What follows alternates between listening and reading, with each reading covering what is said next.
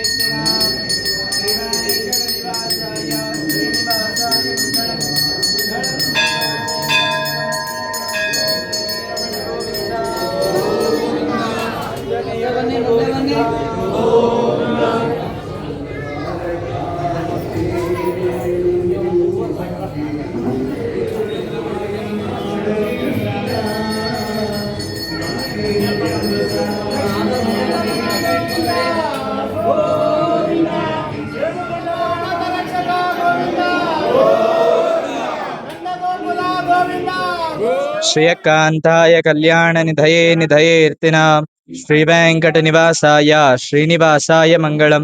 ಇಂದು ಶ್ರಾವಣ ಶನಿವಾರದ ಮೊದಲನೇ ಶನಿವಾರ.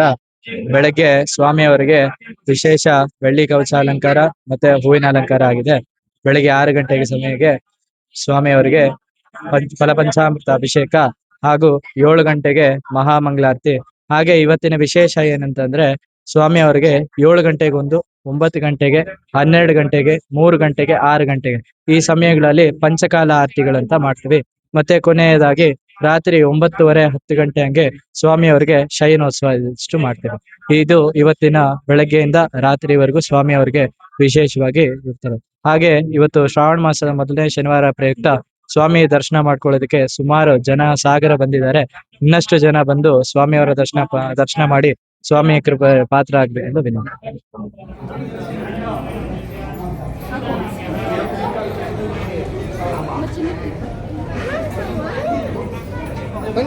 ಬಂದ್ಬಿಡಿ.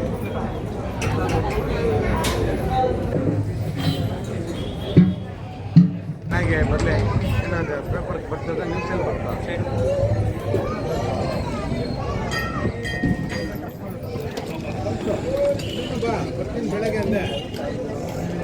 ಸ್ವಾಮಿ, ನಾವು ಲಕ್ಷ್ಮೀ ವೆಂಕಟರಮಣ ಟ್ರಸ್ಟ್ನಿಂದ ಕಂದವಾರ ಬಾಗಿಲು ಚಿಕ್ಕಬಳ್ಳಾಪುರ ಮೊದಲನೇ ಶನಿವಾರ ಶ್ರಾವಣ ಮಾಸ ಎಲ್ಲ ಭಕ್ತರು ಒಂದೇ ಇದರಲ್ಲಿ ಬರ್ತಾ ಇದ್ದಾರೆ.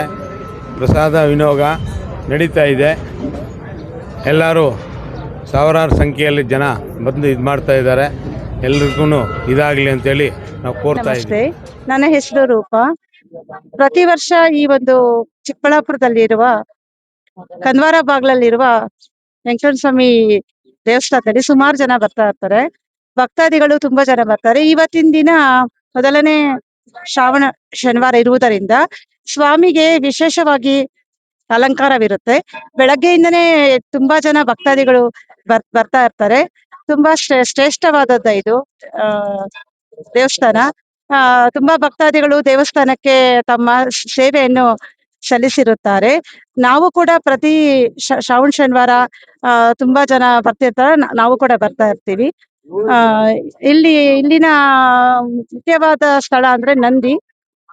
ಮುಖ್ಯವಾಗಿ ಹೇಳ್ಬೇಕು ಅಂದ್ರೆ ಇದು ವಿಶ್ವೇಶ್ವರಯ್ಯನವರು ಹುಟ್ಟಿದ ಸ್ಥಳ ಇದು ಚಿಕ್ಕಬಳ್ಳಾಪುರ. ನಂದಿಯಲ್ಲೂ ಕೂಡ ತುಂಬಾ ಜನ ಬರ್ತಾ ಇರ್ತಾರೆ. ಅದೇ ರೀತಿ ಕನ್ವಾರ ಭಾಗದಲ್ಲಿರುವ ಈ ಸ್ವಾಮಿ ದೇವಸ್ಥಾನಕ್ಕೆ ಎಲ್ಲ ಬರ್ತಿರ್ತಾರೆ. ಎಲ್ಲಾರ್ಗೂ ದೇವರು ಒಳ್ಳೇದ್ ಮಾಡ್ಲಿ. ವಂದನೆಗಳು.